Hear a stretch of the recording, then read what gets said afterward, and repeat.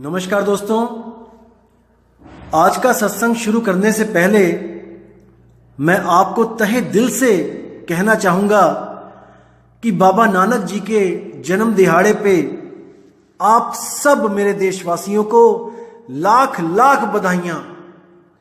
और आज इतना पवित्र दिन है और इसी पवित्र दिहाड़े पे मैं आपको आज एक बहुत ही पवित्र वाणी बताऊंगा, उसका अर्थ करेंगे। तो आप सबको एक बार फिर से बहुत बहुत बधाइयां।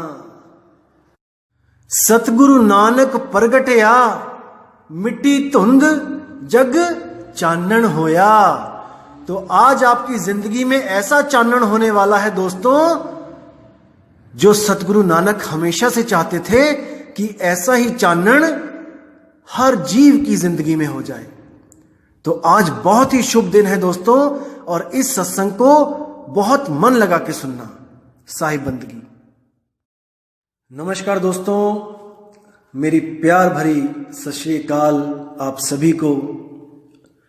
आज दोस्तों जिस वाणी पे हम लोग विचार करेंगे, अनमोल वाणी है दोस्तों, बहुत गहरी वाणी है, बहुत ज्यादा गहरी वाणी है। अगर आपने इस वाणी को समझ लिया तो मेरे भाई, इस दुनिया में कोई गुरु नहीं है जो तुम्हें भरमा दे। लिख के ले लो इस बात को। अगर इस वाणी को आपने समझ लिया तो आपके दिमाग से सारे भरम निकल जाएंगे, 1% भी शंका नहीं रहेगी। सतगुरु की ऐसी कृपा हो जाएगी आपके ऊपर कि आपका विवेक इतना जाग जाएगा, इतना जाग जाएगा कि उसके बाद कुछ बचा ही नहीं जगाने को। बस इतना समझ लो, पूरे मन लगा के, पूरा ध्यान दे के इस वाणी को समझना। वाणी का नाम है कोई नाव न जाने मेरा। कोई नाव न जाने मेरा, नाव न जाने मेरा। कोई नाव न जाने मेरा, नाव न जाने मेरा। कहो नानक ये तेरी वड्याई, कहो नानक ये तेरी वड्याई। नाव न जाने मेरा, कोई नाव न जाने मेरा। कोई नाव न जाने मेरा, नाव न जाने मेरा। कोई नाव न जाने मेरा, कोई नाव न जाने मेरा। तो दोस्तों वाणी क्या कहती है, समझना है इसको बहुत ध्यान से। तू विसरेता सबको लागू, चित आवही ता सेवा। मतलब क्या हुआ इसका कि तू विसरह, अगर मैं तुझे भूल जाता हूं, अगर मैं तुझे एक पल के लिए भी भूल जाता हूं, ता सबको लागू, तो सब मेरे दुश्मन मुझ पे हमला कर देते हैं। कौन से दुश्मन? मन, माया और 3 गुण, त्रिगुण माया। और ये मेरा मन मेरे पे हावी हो जाता है, ये मुझे गुलाम बना लेते हैं। तू विसरता, अगर तुझे मैं भूल जाऊं, तुझे मतलब उस शब्द गुरु को, अगर मैं उस शब्द गुरु को भूल जाऊं तो मेरा मन और ये माया और उसके 3 बच्चे, सतोगुण, रजोगुण, तमोगुण, ये मुझ पे हावी हो जाते हैं, मुझे गिरा देते हैं। आगे क्या कहते हैं? चित आवही ता सेवा। और जैसे ही मैं तेरी भक्ति में बैठता हूं, तुझे मैं याद करता हूं, तेरे साथ मेरा कनेक्शन जुड़ता है, यही लोग मेरी सेवा करने लग जाते हैं। ये तीनों मेरी सेवा करने लग जाते हैं। जैसे कबीर साहब ने बोला है,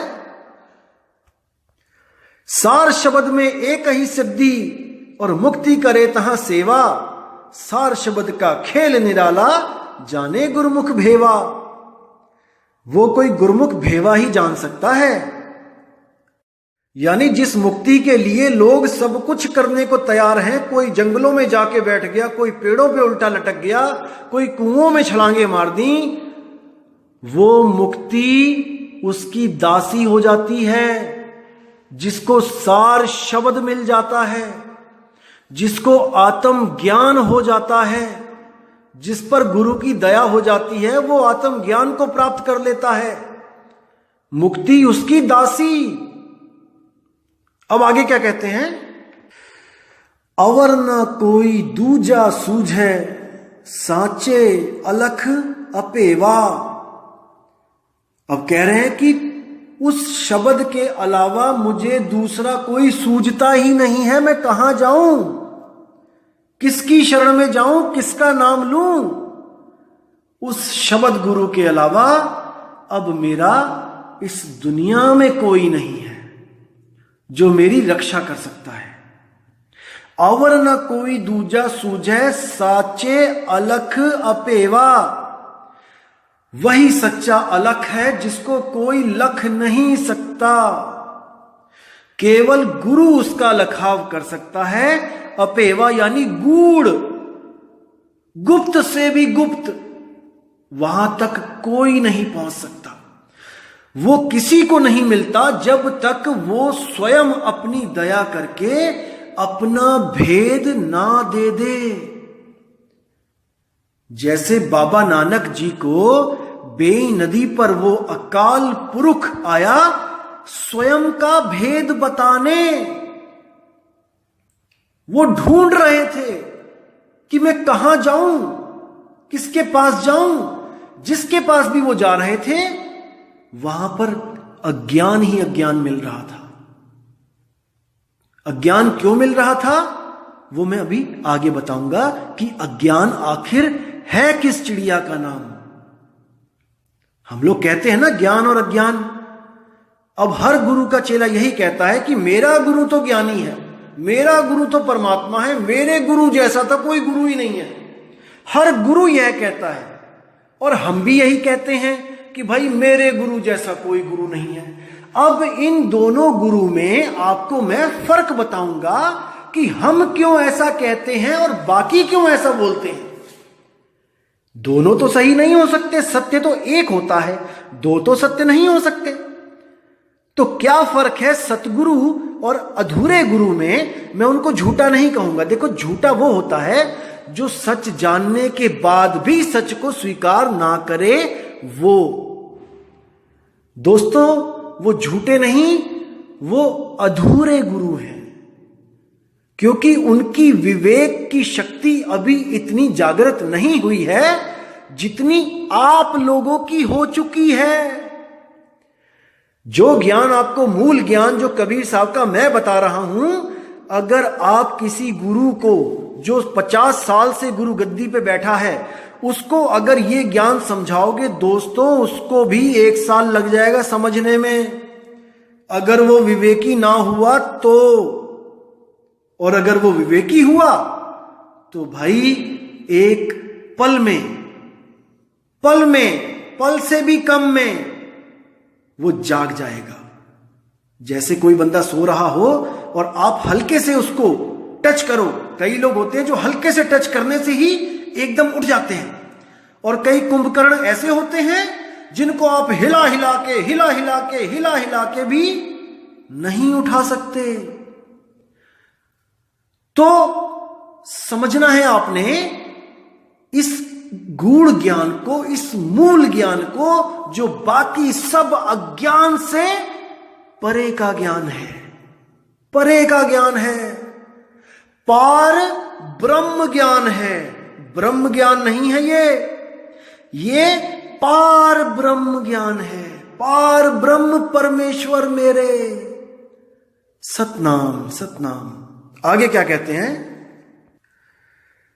चित आवे तां सदा दयाला, लोगन क्या विचारे।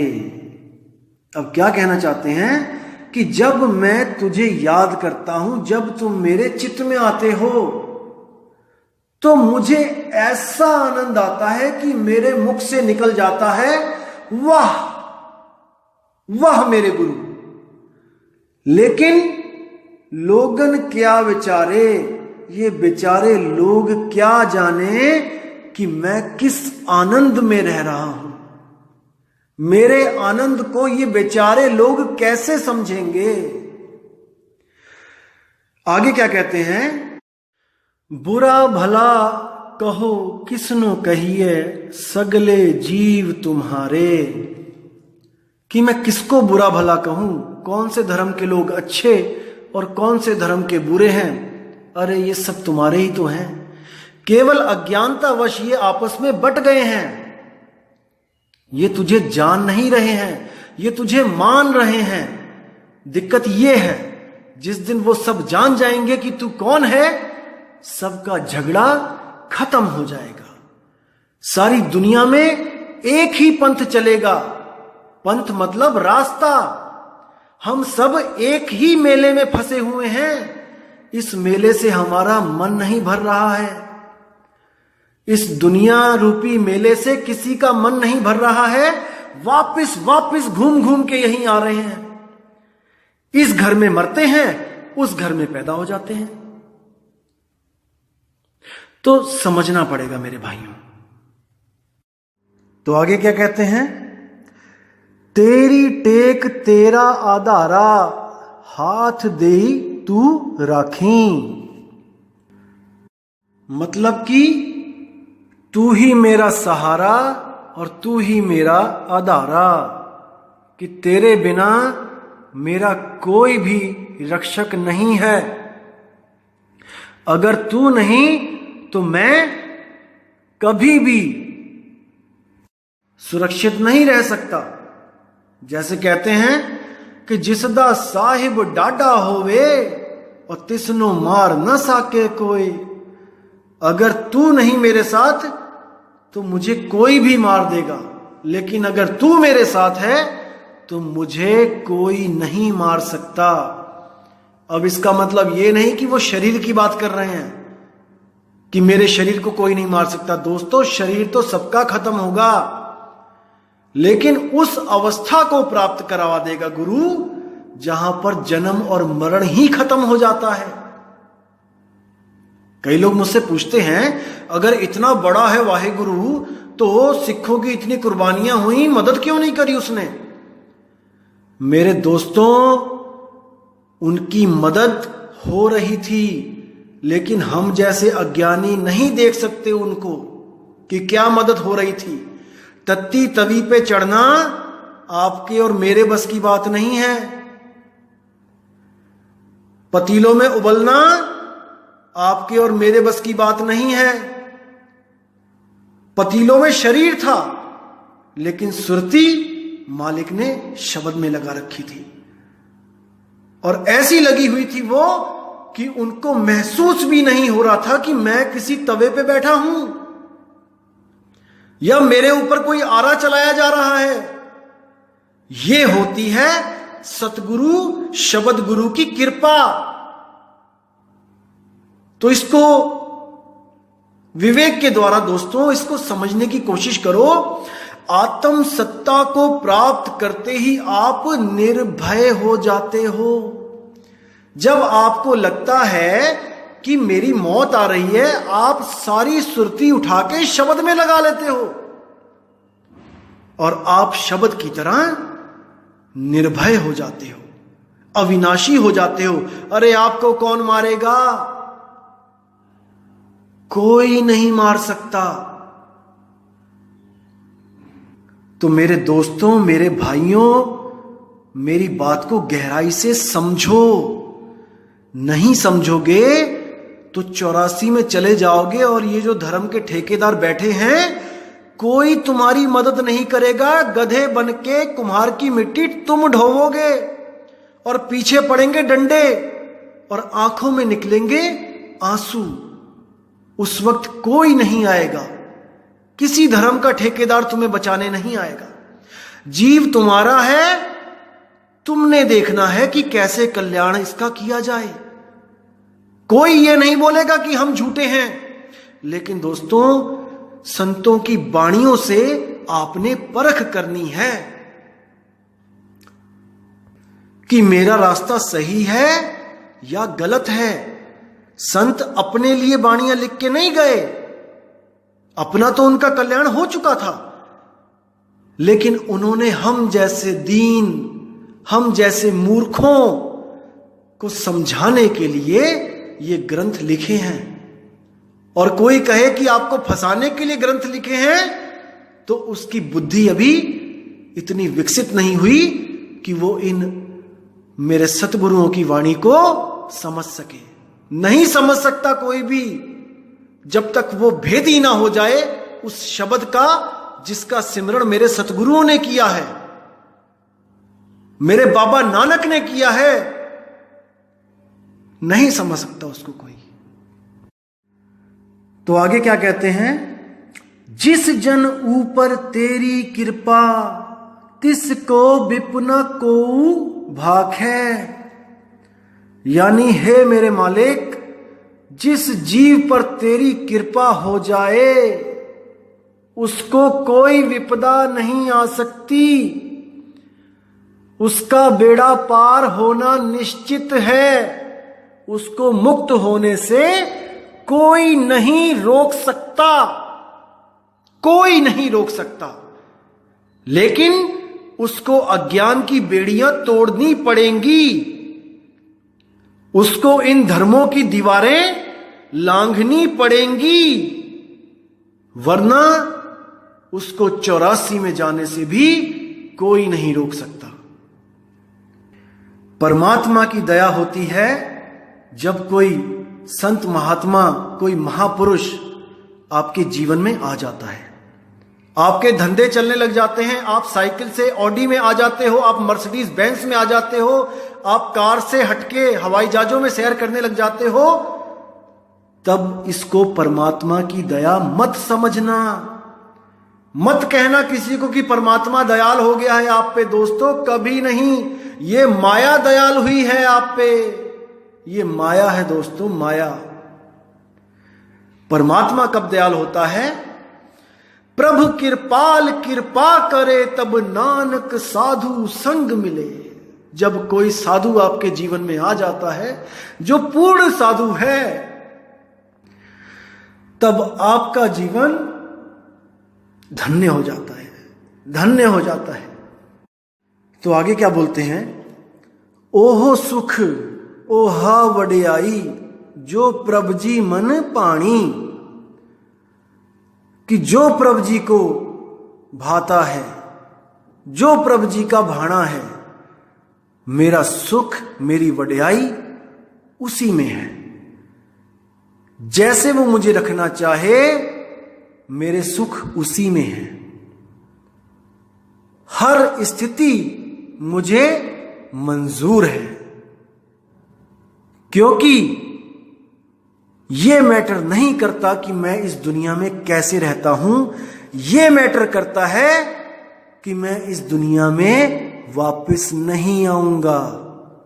मेरी मुक्ति हो जाएगी, मैं इसमें संतुष्ट हूं। तो कहते हैं, राज कराए ता तेरी वडियाई और जे भिख मंगावे ता की कट जाई। अगर तूने मुझे राजा बना दिया तो तेरी वडियाई है, तेरी मौज है, मैं तो तेरा गुलाम हूं। अगर तू मुझे भीख भी मंगवा देगा तब भी मुझे कोई दिक्कत नहीं है, क्योंकि फिर भी मैं तेरा ही गुलाम हूं। ये तू देख कि मुझे कैसे रखना है। तो आगे क्या कहते हैं, तू दाना तू सद मेहरबाना नाम मिले रंग माणी। कि हे मेरे मालिक, तू दाता है, दाना सिर दान नाम दान।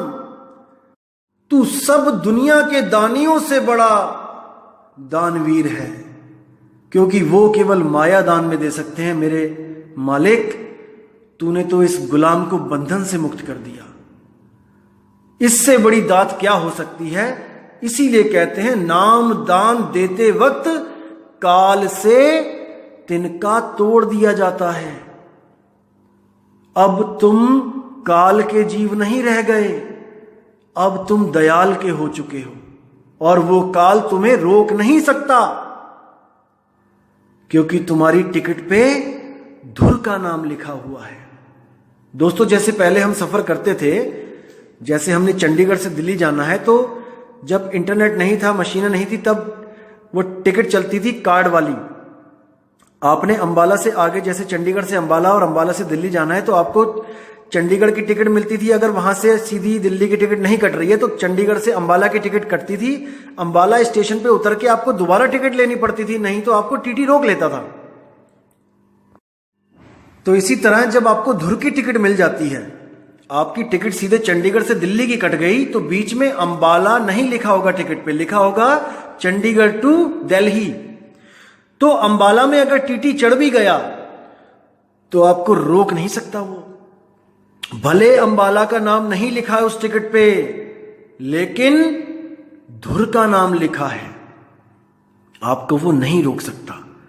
उसी धुर के नाम को धुर की बाणी कहा जाता है। धुर की, वो ये बाणी नहीं है कि 2 घंटे 3 घंटे कीर्तन किया और बाणी खत्म हो गई, बाणी में विराम लग गया। नहीं मेरे भाई, वो अमृत बाणी है। बाणी गुरु, गुरु है बाणी, बिच बाणी अमृत सारे। उस बाणी को जब आप सुनोगे तो आप अमर हो जाओगे, अमरता का वरदान मिल जाएगा आपको। और जीते जी, मरने के बाद नहीं। आपने आज उस वाणी को सुना और आप आज ही आजाद हो गए, आज ही मुक्त हो गए। अब किसी मुक्ति की आस नहीं रही। तो इसको ध्यान से समझने की कोशिश करो मेरे भाइयों, समझो इसको। आगे क्या कहते हैं? तू दाना तू सद मेहरबाना, नाम मिले रंग माणी। कि तेरी दया से मुझे नाम मिला, नहीं तो मैं नाम के बिना खाली भटक रहा था।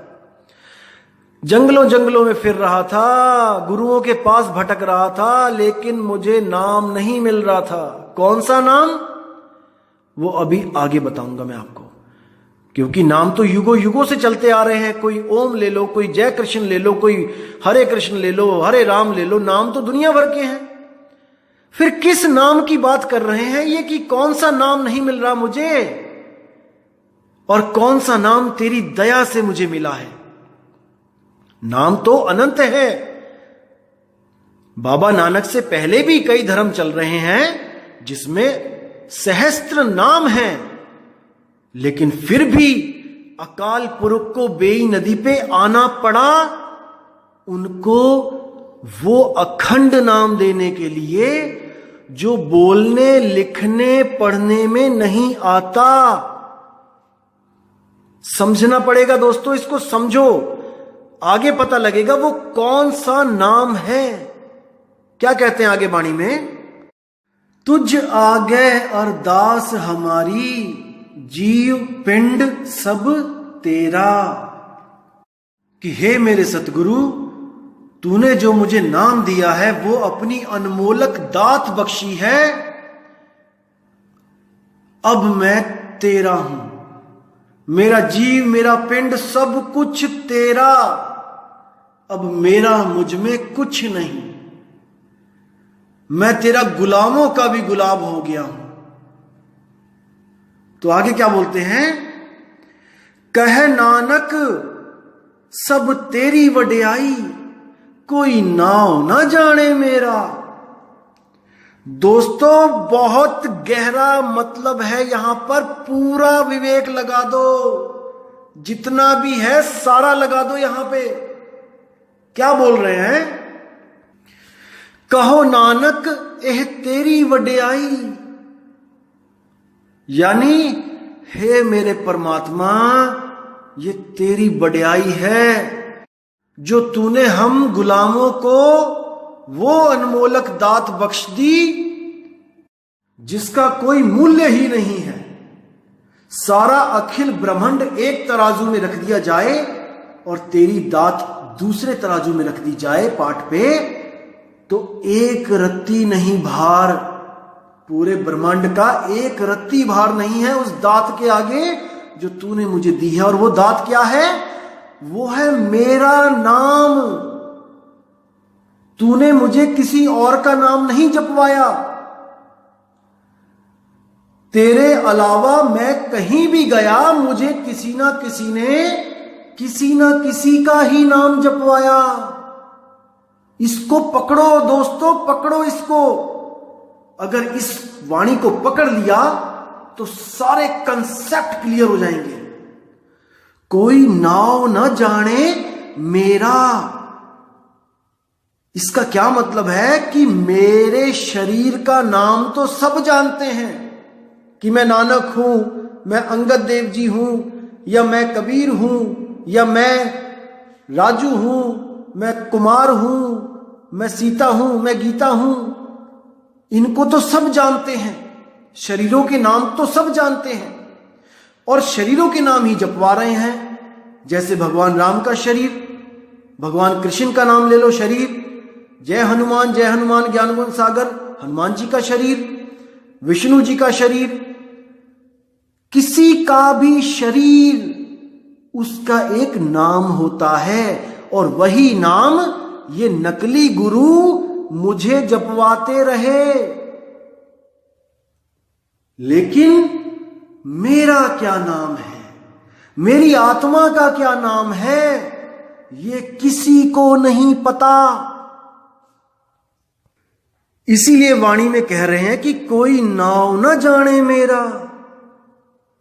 तो दोस्तों ये संकेत है कि अगर आपको कोई भी गुरु, जहां पर आप टिके हो या आप किसी को धारण करने जा रहे हो, अगर वो आपको किसी का भी नाम दे दे जपने के लिए, तो समझ जाना कि आपको आपका नाम नहीं मिला। जैसे किसी ने आपको नाम दे दिया, बेटा ओम जपो, तो आप ओम जप रहे हो, आप ओम से अलग हो, यानी ओम किसी और का नाम है और आपका नाम कुछ और है। किसी ने आपको कह दिया ओम सोहम जपो, तो याद रखना दोस्तों, आप किसी और का नाम जप रहे हो, अपना नहीं।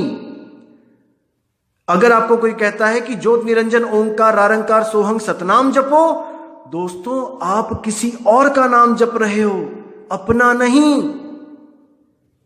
अगर कोई कहता है कि सतपुरुष अकाल मूर्त शब्द स्वरूपी राम जपो, दोस्तों आप अपना नाम नहीं जप रहे हो, आप किसी ना किसी की आस में लगे हो। याद रखना दोस्तों, जब तक आपको आपका नाम नहीं मिल गया, तब तक आपकी मुक्ति नहीं हो सकती। इसीलिए वाणी में कह रहे हैं कोई नाव ना जाने मेरा। सब मुझे दूसरों के नाम जपने के लिए बोल रहे हैं, लेकिन मेरा नाम, मेरी आत्मा का नाम, मेरी स्वयं की आत्मा को कोई नहीं लखा पा रहा है। इसीलिए बोला सोई गुरु पूरा कहाए, दो अक्षर का भेद बताए, एक छुड़ाए।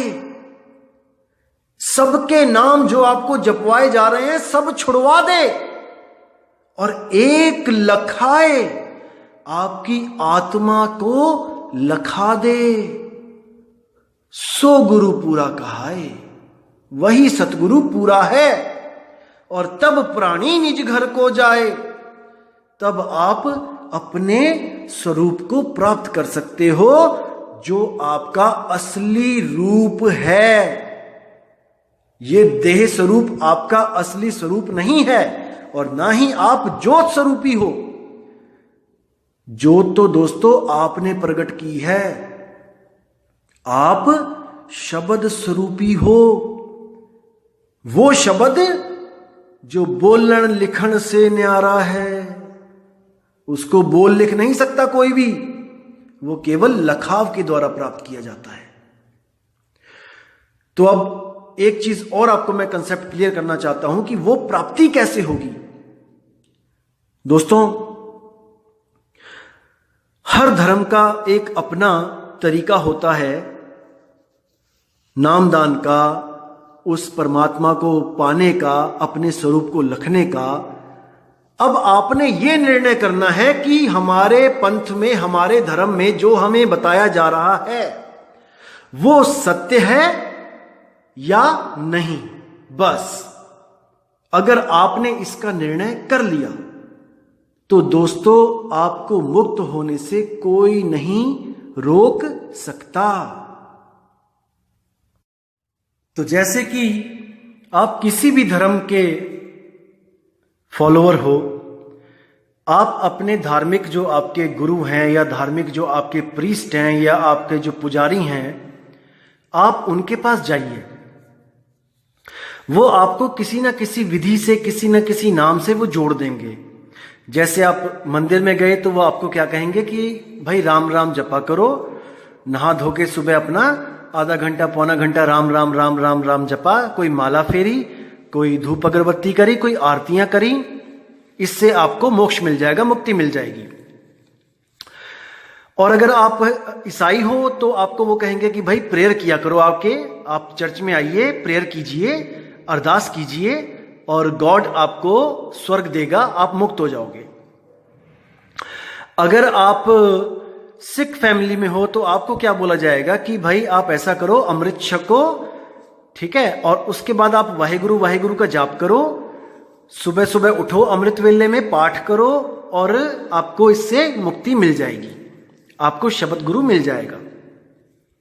और अगर आप मुसलमान हो तो आपको बोला जाएगा कि आप ऐसा करो कि आप 5 टाइम की नमाज पढ़ो, आप कलमा पढ़ो और अपना मस्जिद में आया करो और अपना रहनी गहनी अपना कुरान के हिसाब से रखो, आपको मुक्ति मिल जाएगी, अल्लाह आपको जन्नत बख्श देगा। दोस्तों सब आपको बिल्कुल आपकी तसल्ली करा देंगे कि आप गलत रास्ते पे नहीं हो। आप मंदिर आइए, आप गुरुद्वारा आइए, आप मस्जिद में जाइए, आप चर्च में जाइए, आप बिल्कुल ऑन द राइट ट्रैक हो, आप पहुंचोगे वहां तक जिसको आप मिलना चाहते हो। लेकिन होता क्या है दोस्तों, और आप उन पे विश्वास करके अपने अपने धर्म में अपनी पूरी जिंदगी धार्मिक कार्यों में और अपना संगत की सेवा करने में लगा देते हैं। बहुत अच्छी बात है कि आप अपने कर्म बिगड़ने नहीं देते, क्योंकि संगत की सेवा ही गुरु की सेवा होती है। बहुत अच्छी बात है। लेकिन मोक्ष, मुक्ति ये कैसे मिलेगी? ये सेवा से नहीं मिलती, ये संगत की सेवा से नहीं मिलती। संगत की सेवा से आपके कर्म अच्छे हो जाते हैं, आपको पुण्य प्राप्त होता है और आप अगले जन्मों में एक अच्छी जून प्राप्त करके कुछ अमीर हो सकते हो, कुछ सुख ज्यादा मिल सकते हैं, वैभव मिल सकता है। लेकिन मुक्ति के लिए दोस्तों केवल नाम, मुक्ति का जो आसरा है वो केवल नाम। अब कौन सा नाम, इस पे विचार करना है। कोई राम राम जपता है, कोई अल्लाहु अल्लाहु करता है, कोई हालेलुया करता है, ईसाई लोग हालेलुया करते हैं, और कोई वाहेगुरु वाहेगुरु करता है। सब अपने अपने धर्मों पे अटल हैं। अब आते हैं मुद्दे पे कि क्या इन नामों को जपने से मुक्ति होगी? मुद्दा यह है, क्या ये नाम वो नाम है जिस नाम की संतों ने महिमा गाई है? क्या ये सतनाम है? सतनाम यानी कि सच्चा नाम है? क्या ये अखंड नाम है जो कभी खंडित नहीं होता? क्या ये वही शब्द है जिसके लिए बाबा नानक जी ने बोला, शब्दे धरती शब्दे आकाश शब्दे शब्द भया प्रगाश, सकल सृष्टि शब्द के पाछे नानक शब्द घटे घटे आछे। कि सारी दुनिया शब्द के पाछे, पहले शब्द था, सारी दुनिया बाद में प्रकट हुई है। पहले वो अखंड शब्द था जो कभी खंडित नहीं हो सकता, जिसको नाम निरंतर कहा जाता है, जिसको धुर की बाणी कहा जाता है, जो धुर से आ रही है, जो यहां पे बनाई है वो नहीं। जो कुछ संतों ने मिलके बाणी लिख दी वो धुर की बाणी नहीं है। धुर की बाणी वो शब्द है जिसको सुन के बाबा नानक के मुंह से निकला था, वाह वाह गुरु, वाह मेरे गुरु, क्या चीज दी आपने मुझे। उस चीज को अनुभव करते ही बाबा नानक के मुंह से निकला वाह। अब इस वाह पे आते हैं दोस्तों, क्या है ये वाह। आज सारा सिख पंथ वाह गुरु का जाप करता है। आखिर ये वाह गुरु है क्या? क्या है ये वाहे गुरु?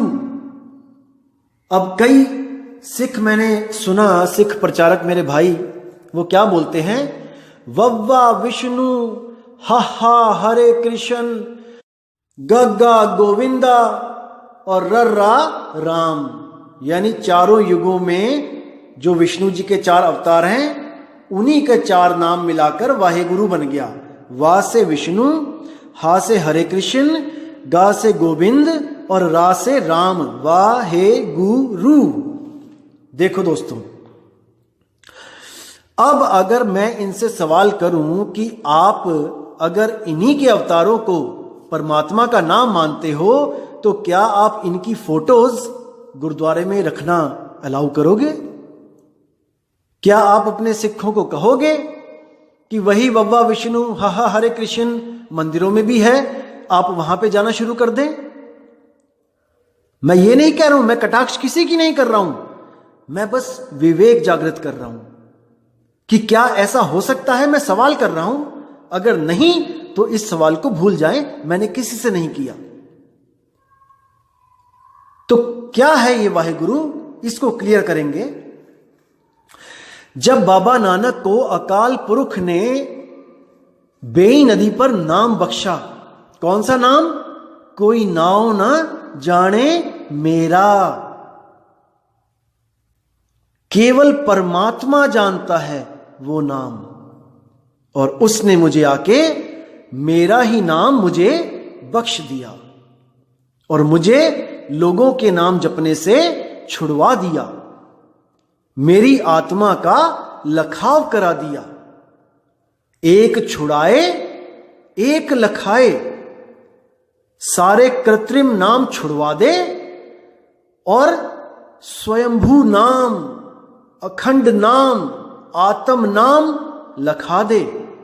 तो जब वो लखाव करा दिया गया बाबा नानक को, तो उन्होंने प्रचार शुरू किया मूल मंत्र लेके, एको सतनाम, कि केवल एक सतनाम ही कर्ता पुरुष निरपौ निर्वैर अकाल मूरत है। उस सतनाम का सिमरण करो। सतनाम का सिमरण का मतलब यह नहीं कि आप सतनाम सतनाम सतनाम जपो।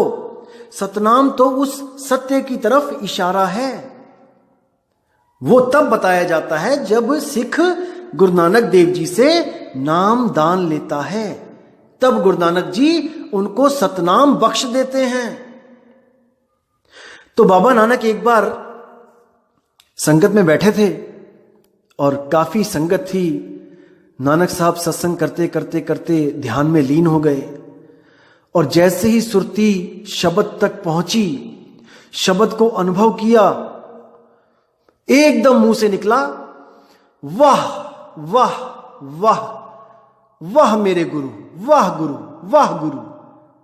अब वो तो इस आनंद में थे कि उनके मुंह से निकला वाह। लेकिन सिखों ने क्या सोचा कि शायद बाबा नानक जी वाहे गुरु का जाप करते हैं। इसको ध्यान से समझना मेरे दोस्तों। अगर ये चीज आप समझ गए तो आपसे मुक्ति दूर नहीं है। सिखों ने क्या समझा कि बाबा नानक जी वाह गुरु का जाप करते हैं, इसलिए उनको ये आनंद आता है।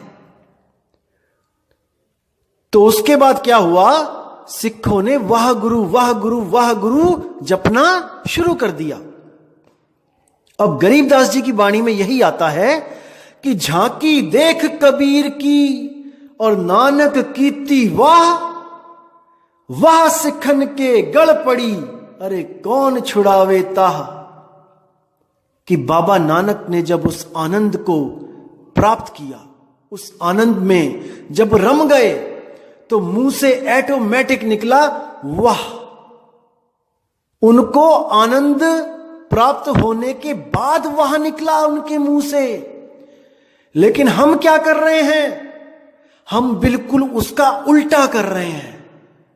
हम पहले ही वाह वाह कर रहे हैं, वाह गुरु वाह गुरु वाह गुरु, और सोच रहे हैं वो आनंद हमें मिल जाए। दोस्तों, इसको मैं अच्छी तरह समझाता हूं, हर चीज आपकी क्लियर हो जाएगी आज। जैसे मान के चलो कि आपको सबसे अच्छा जो स्वीट डिश है आपको लगती है रसमलाई।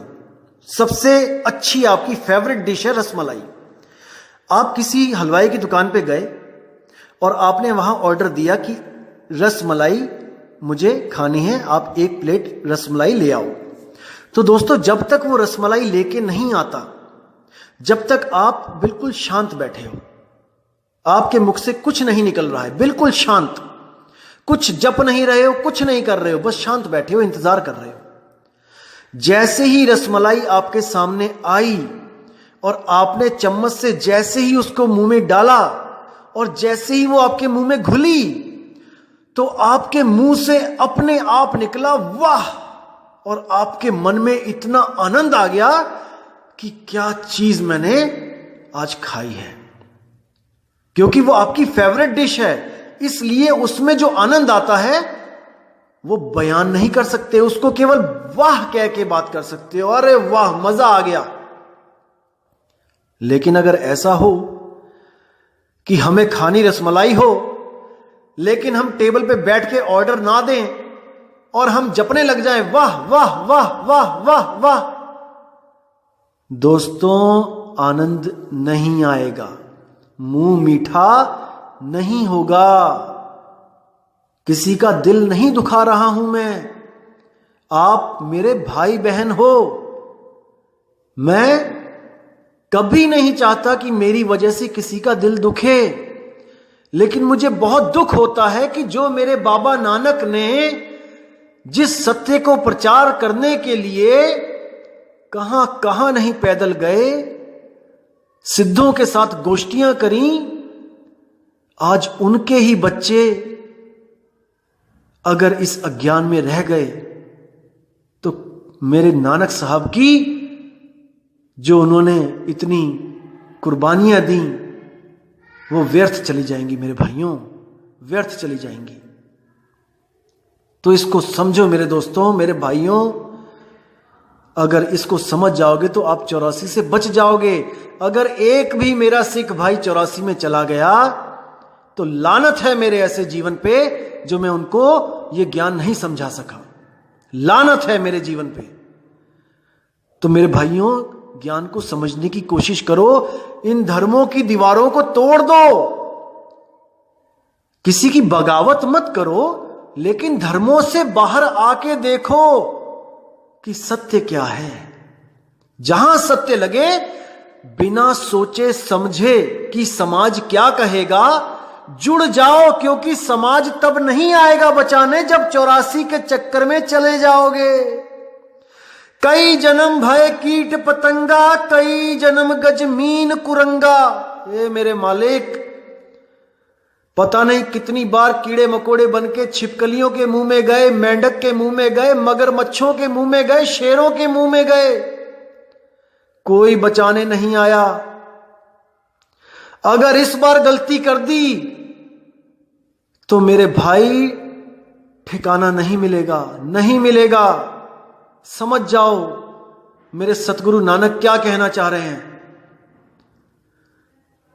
गरीबदास जी की वाणी में आता है, झांकी देख कबीर की, नानक कीती वाह, और वाह सिखन के गल पड़ी, कौन छुड़ावे ताह। कि भाई झांकी कबीर की देख के नानक ने की वाह। अब जो अज्ञानी गुरु होगा वो क्या कहेगा कि नानक साहब जब सतलोक में गए और वहां पर कबीर साहब की झांकी देखी तो उन्होंने कहा, वाह दोस्तों, ये बिल्कुल महा अज्ञान है।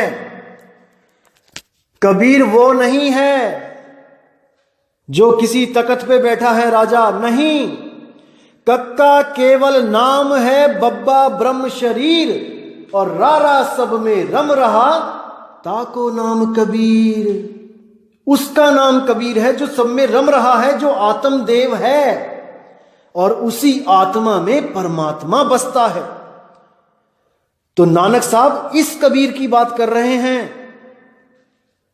गरीबदास जी महाराज ने इस कबीर की बात करी है। नानक साहब ने भी कहा है, हक्का कबीर करीम तू बेऐब परवरदिगार। यानी कि अगर इस दुनिया में कुछ है जानने योग्य तो वो कबीर है, वो आत्मदेव है। जब आत्मदेव को आप पहचान जाओगे, उसको साधोगे, सुरती को साधोगे आत्मा में, और जब आत्म ज्ञान में प्रवेश करोगे, तब आपके मुंह से भी ऑटोमेटिकली निकलेगा, वाह वाह गुरु, क्या आनंद आ गया, मेरे गुरु ने क्या दात दी कि आनंद ही आ गया। तो दोस्तों, इसको बात को समझो मेरी, और अपना आत्म कल्याण इसी जन्म में जीवित ही करवा लो, जीते जी करवा लो। जीवित मरिए भवजल तरिए, जीवित मरना है हमने। मरता मरता जग मुआ, मरना जाने ना कोई, और ऐसी मरनी जो मरे बहुर ना मरना होए। एक बार मर के तो देखो, जीवित मृत्यु प्राप्त करके तो देखो। अरे संतों, जीवत ही करो आशा। साहिब कहते हैं, जीते जी आशा करो कि मुझे मुक्ति मिले, मर के मत करना। मरने के बाद पता नहीं कहां चले जाओगे। जीते जी तो गवाही खुद दोगे कि हां मैं मुक्त हूं। जब आत्म स्वरूप में आओगे, तब आपको वो आनंद आएगा जो मलूक दास जी कहते हैं। दास मलूक सलूक कहते हैं, खोजो खसम कबीर। यानी उस आत्मदेव को खोज लो मेरे भाई, इससे पहले कि आपको ये देह छोड़नी पड़े। अपना असली घर ढूंढ लो। तो दोस्तों, उम्मीद करता हूं कि आपको आज का ज्ञान बिल्कुल बिल्कुल क्लियर समझ में आ गया होगा, क्योंकि मैं पौड़ी दर पौड़ी बताता आ रहा हूं। और कोई भी मेरा जो भाई है जो अभी अभी मेरे ऑडियो सुनने लगा है, उनसे मैं विनती करता हूं कि शुरुआत से शुरुआत करो। बीच में से अगर एकदम आओगे तो नहीं समझ में आएगा। बिल्कुल नीचे से शुरुआत करो, जहां पहली ऑडियो है। और मैं आपसे विनती करता हूं कि जहां पे मैंने मूर्खों ऐसे शब्दों का मैंने प्रयोग किया है, मैंने ऐसे लोगों के लिए प्रयोग किया है दोस्तों, जो संतों को गालियां देते हैं। मेरा किसी से कोई बैर नहीं है, वो भी मेरा ही भाई है। लेकिन मूर्ख का मतलब होता है बिना सोचे समझे कोई भी बात मुंह में आई, वो 10 लोगों के सामने रख दी, तो वहां पर उसको मूर्ख ही कहा जाता है कि अरे मूर्ख, तुझे अकल नहीं है, तू क्या बोल रहा है। तो इस भाव को समझो, मैं किसी का दुश्मन नहीं हूं, ना मेरा कोई दुश्मन है। हम सब एक मालिक के बच्चे हैं। तो दोस्तों, अब मैं आपसे विदा चाहूंगा, क्योंकि ऑडियो भी बहुत लंबी हो गई है। लेकिन आप लोग ने दोस्तों विवेक को कभी नहीं त्यागना है, विवेक करते चलो। मैं ये नहीं कहता हूं कि किसी पंथ में कोई झूठ बोल के आपको बहका रहा है, नहीं दोस्तों, ये भूल हमसे हुई है। ये भूल इंसान से ही हुई है, हर धर्मों में भूल हुई है, क्योंकि हम इंसान हैं, हम भगवान नहीं हैं। लेकिन इस भूल को सुधारने के लिए परमात्मा इस दुनिया में आता है, इतना भी विश्वास रखो। जैसे बाबा नानक को बेई नदी पे परमपिता परमात्मा मिलने आए, वहां पर उनको सार शब्द दिया, आत्मज्ञान दिया। दोस्तों, इसी तरह मदन साहिब को भी आत्मज्ञान परमपिता परमात्मा ने दिया आके। ऐसे ही नहीं 52 से परे की बातें हो रही हैं, ऐसे ही नहीं आत्मज्ञान की बातें हो रही हैं। दोस्तों, मालिक आ चुके थे, उन्होंने नाम दे दिया है। यकीन करो, ज्ञान को समझो और मुक्ति की तरफ अग्रसर हो जाओ। और इस शब्द को अच्छी तरह समझने की कोशिश करो जो मैंने आज आपको क्लियर किया है। और दिल से एक ही आवाज निकलेगी जब इसको समझ जाओगे, और वो क्या आवाज है? कोई नाओ न जाने मेरा, नाओ न जाने मेरा, कोई नाओ न जाने मेरा, नाओ न जाने मेरा। कहो नानक ये तेरी वड्याई, कहो नानक ये तेरी वड्याई, नाओ न जाने मेरा, कोई नाओ न जाने मेरा, कोई नाओ न जाने मेरा, नाओ न जाने मेरा, कोई नाओ न जाने मेरा, कोई नाओ न जाने मेरा। तो इसी के साथ दोस्तों, अब मैं विदा चाहूंगा। जय गुरु बंदी छोड़ वैराग साहिब जी, जय गुरु बंदी छोड़ मदन साहिब जी, जय जय गुरु बंदी छोड़ मेरे बाबा नानक जी, मेरे अंगद देव जी, मेरे अमरदास जी, मेरे सब संत। और जय जय बंदी छोड़ सतगुरु सत्य कबीर साहिब जी की सदा ही जय हो। साहिब बंदगी सतनाम।